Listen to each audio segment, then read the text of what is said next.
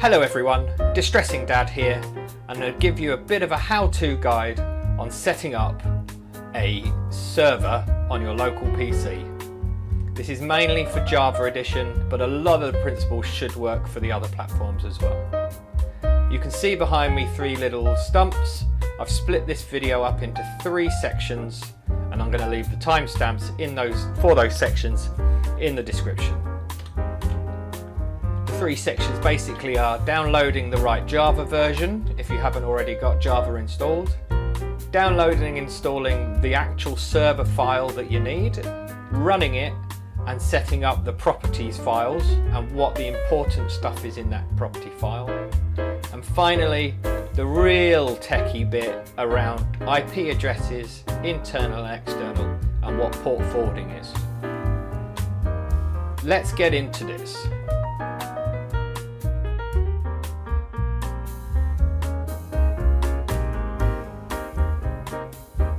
So, downloading Java. Your computer will be running in 32-bit or 64-bit. What that actually means isn't important. What is important is you download the right version, because if you have a 64-bit system, you can run Java better than if you have a 32-bit system. When you go to java.com/en/download, this is the English site. There might be a Hong Kong site, there might be a US site. It's going to suggest what version you need. It may suggest a 32-bit version because your browser, I'm using Chrome, the latest version of Chrome, may only work in 32-bit. So what's really important is you check this, and if you know you've got a 64-bit system, and I'll show you how to find that out in a minute, you want to download the 64-bit option. So you come down here, not the right operating system, see all Java downloads, and now you can find the offline 64-bit. Okay? To know whether you have a 64-bit operating system or not, you go to your system information and you will see system type x64 based PC tells me this is a 64-bit PC. If it has anything else there, it's more likely going to be a 32-bit PC, and you want the 32-bit version. So check your system information, system type. Is it 64-bit? Majority of PCs will be nowadays. Then you want to go into all versions, and then you download the 64-bit version and install it. Follow the instructions. I'm not going to do it now. Honestly, you just download this, run it, follow the instructions, it will install it. That is all you need to do for installing the Java version you need.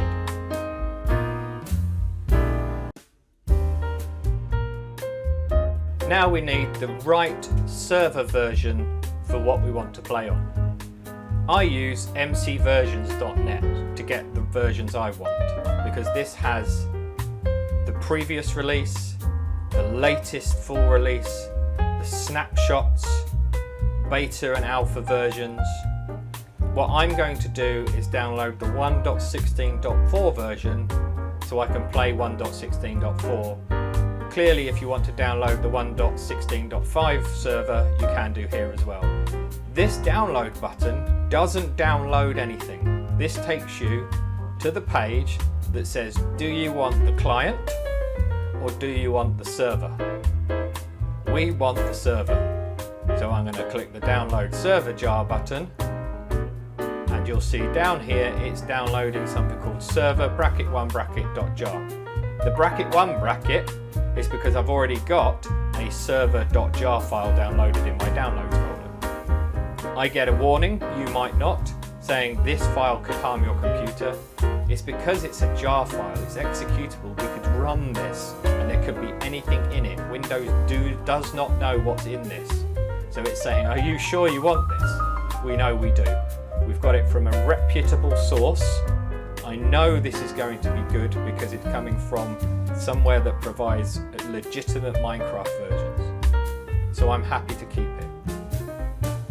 Okay? The next thing we need to do is create a folder structure on our computer for our server to run within. So I've just gone onto my C drive, I've created a folder for how-to guides, and this is going to be where I put my server in my subscribe to distressing dad folder. I've got a little how-to guide text file in there as well. So I'm going to move this file, show in folder. I want to move this server1 file, and there's so many ways to move. You can cut, you can copy, you can use the move option up here. Okay, I tend to press Control C, open up the other folder, and Control V.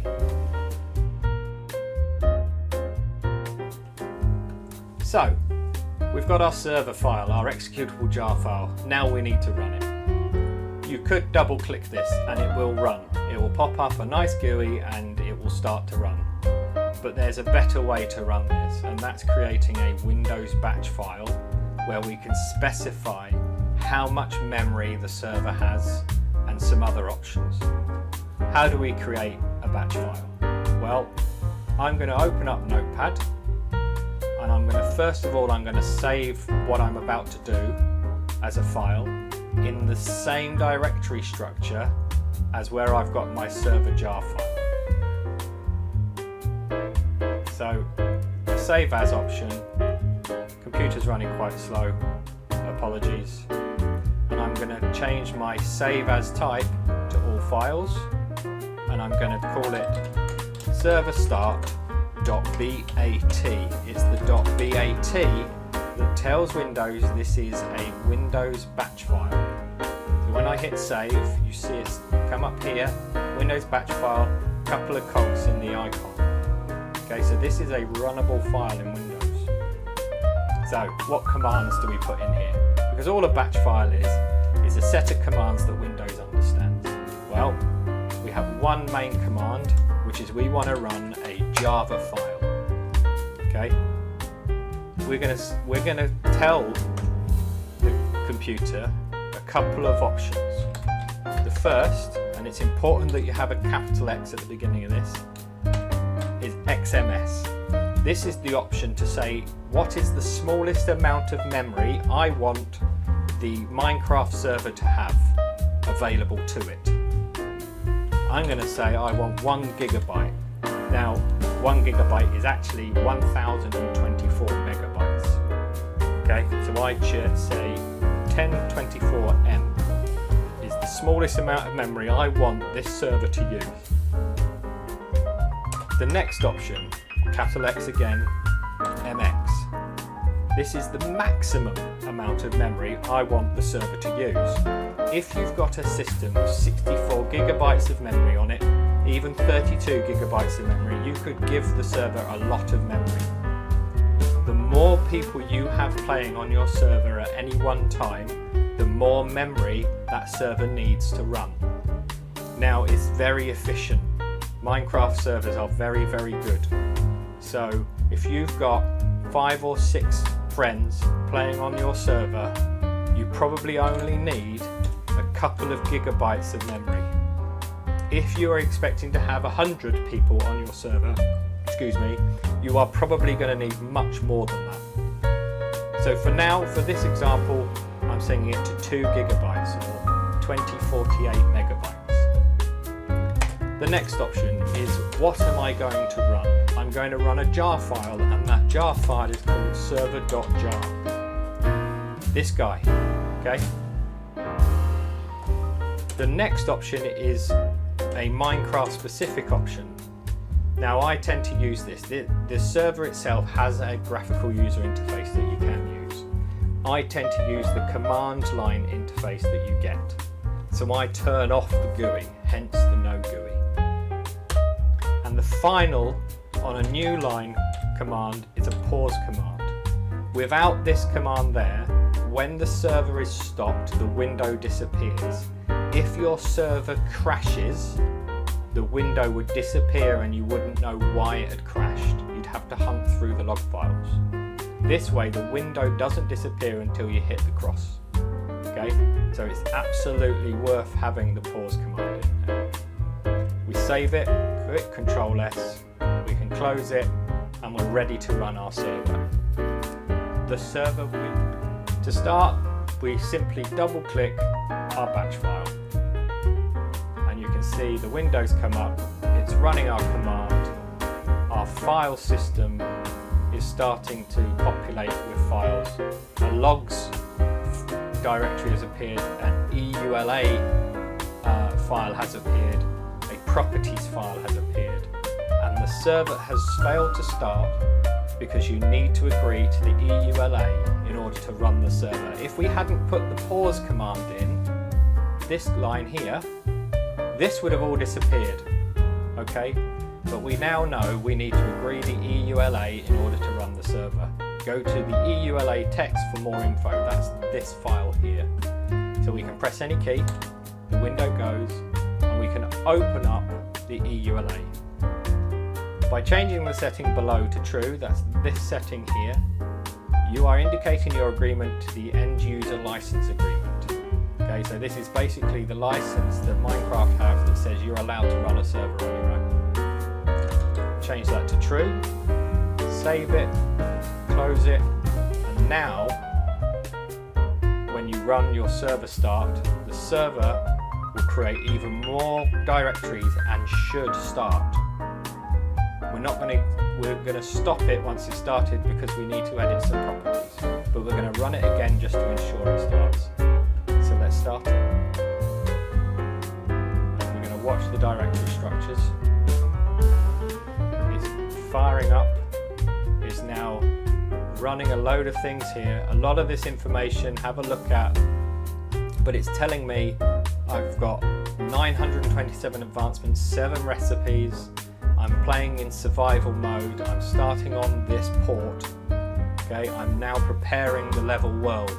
You can see there's a folder here, there's a lot more files being created, and this is what we want to see, it's actually starting the server.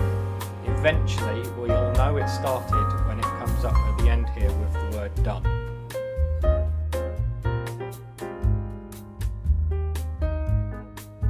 Okay. We've got the word done. Our server is actually up and running. We could log on to it right now. Okay, but we don't want to just yet because we want to make sure we've got the setup right. So at this line here, I'm going to type the word stop, press enter, and it shuts the server down. Because we've got the pause line, it hasn't got rid of the window, and we can see how it's shut down. Press any key, the window's gone. Now we can start looking at the files. The only file we want to change at this point is the server properties file. So you'll see it here, you're looking for properties source file. Okay, you want to edit this file. Okay, now I have a program called Visual Code, I have a program called Notepad++. You can open this in a normal notepad as well. We have the properties file open. All of these are explained in the Minecraft wiki. Go onto the Minecraft wiki, look up the server.properties file, and it will explain all of these and how you use them. I'm just going to highlight 6 of them that I think are important. Okay, the first one, the level seed. If this is blank, your server will use a random seed. If you found a nice seed you want to use, you can put it here, save this file, delete the world folder, restart your server, and it will create the world with that seed. It's important that you delete this folder so it knows there is no world already, and it will start to create that world from the seed you've put in your properties file. Okay? The next one is the game mode. If you wanted a creative only server, change that to creative. Okay? If you want a survival server, leave it as survival. The next one, difficulty. If you want a hard server, change that word there from easy to hard. If you want a normal, change it to normal. Okay? Somewhere here is a hardcore mode, and if you want it hardcore, i.e. you don't regain your hearts, you can change that to true. server port. This is one you have to try and remember, because I'm going to come on to this again in the section where we talk about port forwarding. The default port for Minecraft is 25565. You can change this value. If you understand your ports on your computer, change it. If you don't, leave it. We know that 25565 works for Minecraft. We don't know what other ports your computer is using. You can find out, and you can Google how to find that out, and it will give you the instructions. For now, we're going to leave that at 25565, but you can change this, and we'll talk about what you need to do if you've changed it when we get on to port forwarding. The whitelist option. If you leave whitelist false, anyone with a Minecraft ID can join your server. I strongly recommend changing that to true and setting up your whitelist, and I'll show you how to do that shortly. So only the people you want to join your server can join your server. I appreciate there's a lot of people will be concerned about running servers on their own PC because they're almost opening up their PC to the World Wide Web. Okay? By keeping this true, you at least have some control on who can join your server. There's an enforce whitelist option here as well, which you should set to true. Okay, they're the 6 that I want to draw your attention to. I'm going to change whitelist to true. I'm going to change my game mode to creative, but I'm not going to give it a seed, and I'm going to leave it on easy even though we're in creative. I'm going to save that. I'm going to close it, and just so you understand, I'm going to actually delete that world file. So there is now no world, and I'm going to start my server again. And you'll see, as it starts,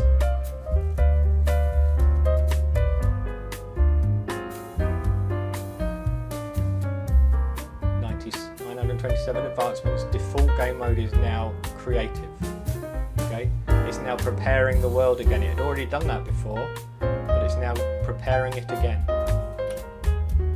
And you can see it actually starting to prepare the spawn area. So it's rebuilding that world folder with all of the information it needs for the world.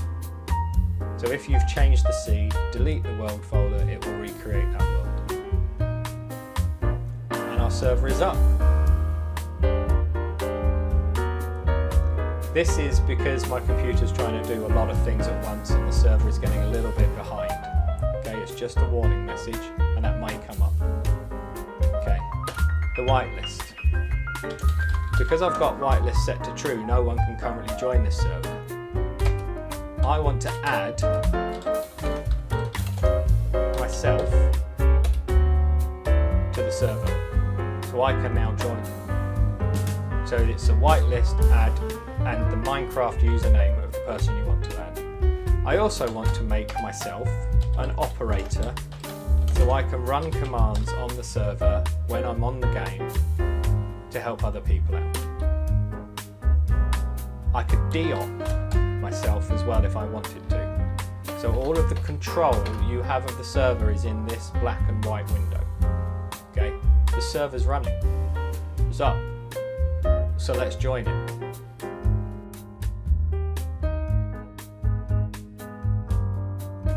We've got Minecraft running. This is where we start talking about IP addresses, and we'll get into some of the more network related stuff with the server. But for now, we are just going to join this server that's running on this PC. So it's a multiplayer. You can see my other servers that I've joined. The Build Community is a new streaming series that we've got coming very soon. So a little plug for that. And this is my Dad Survives Minecraft Let's Play series server that runs on this PC as well. So we're going to add a server. And we're going to give this server a name, just so we can distinguish it from the other ones. Let's call it Subscribe to De-Stressing Dad. Okay? Now the IP address is this computer. So we have two ways that we can reference this computer. One is by calling it localhost. We are hosting this server locally. The other one is actually an IP address, which is 127.0.0.1. That's exactly the same as typing localhost. If you had changed the default port, you have to put a colon and the port number. Even if you haven't changed it, you can put a colon on the port number, but because 25565 is the default, it's not necessary to put it. But I'm going to put it in. I'm going to click done, and you can now see subscribe to De-Stressing Dad is up and running. I'm going to click the play button, and you'll see it's encrypting, and you'll see some information appear in the console. This is called the console, and it's telling you that somebody called De-Stressing Dad from this IP address has logged in. And I'm now on the server, and now I can play. I can do stuff, okay? Because I'm an op, I can go into commands, okay? I could even whitelist add somebody else, because I'm an op, okay? I could even op somebody else. When you're in the game, you use a slash. When you're on the console, you don't. Okay? I could talk. I could say, "Hi world. Subscribe to De-Stressing Dad, please." And you can see in the console, it's coming up here as well.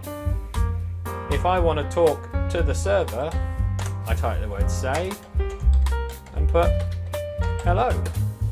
And you'll see the server has said hello. Awesome. We can play on this server, but how do we get our friends to play?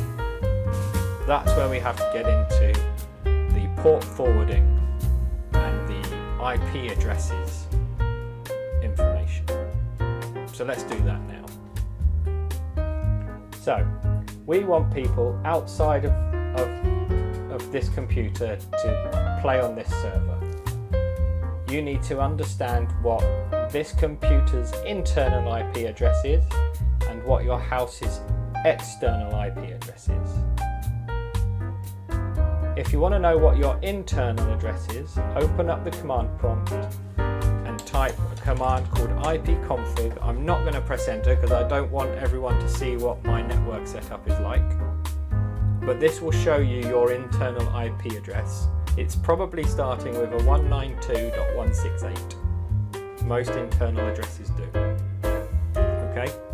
Your external IP address is different to your internal. So if you have friends outside of your house that you want to get onto this server, they need to use your external IP address. Google what is my external IP address, and it will take you to a website that will show you it, called What is My IP. I'm not going to do that again because I don't want to share that information with the world, but you can Google it to find out what your external IP address is.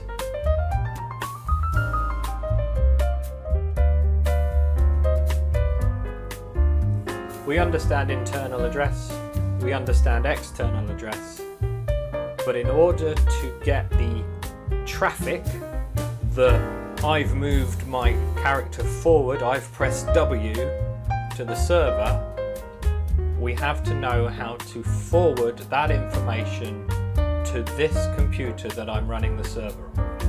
This is what port forwarding is. And I'm going to use a block of flats as an example. Okay? So, imagine your home network is a block of flats. Okay? And in that block of flats, there are hundreds of flats. Okay? And imagine your router is a postperson, right? So try and picture that. Okay? The postperson has lots of letters for you. Okay? Windows update letters. Windows is due an update, security fixes come out. Website page letters, i.e. you're browsing the internet and you're pulling information from the magical World Wide Web. Your postman, your router, your postman needs to know which computer to send that information to. Okay? Virus protection updates. You've got Norton antivirus running. The postman needs to know where to send updates to. Okay? Minecraft move my character forward letters. The postman needs to know when it gets that letter, where does it send it to? Okay? Pressing a button on a lift, going up to the right floor, going to the right door. Okay? This is what port forwarding does. Basically, the router will know that when it gets something, it knows where to send it.